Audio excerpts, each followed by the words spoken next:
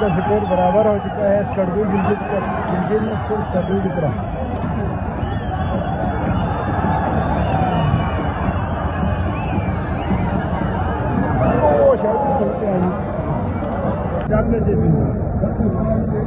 ये स्कर्दू और गिलगित का जो मैच है वो बहुत ही सरखेज मैच यहाँ पे जारी है।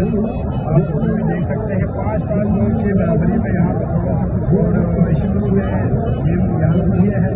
बहुत ही ज़बरदस्त मैच यहाँ पर देखने को मिल रहा है शाकिर गोलों को, तो बहुत ही सरखेज मैच हो रहा है। 5-5 गोल की बराबरी में मैच रुका हुआ।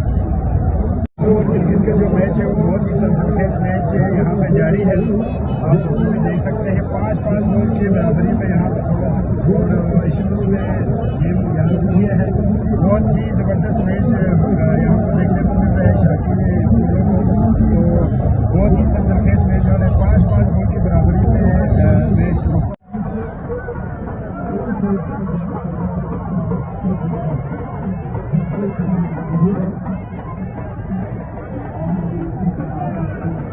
दोबारा स्कर्दू और गिलगित का मैच शुरू हुआ है। पहले 20 मिनट में 5-5 गोल हुआ था, अब 10 मिनट का और टाइम दिया गया है।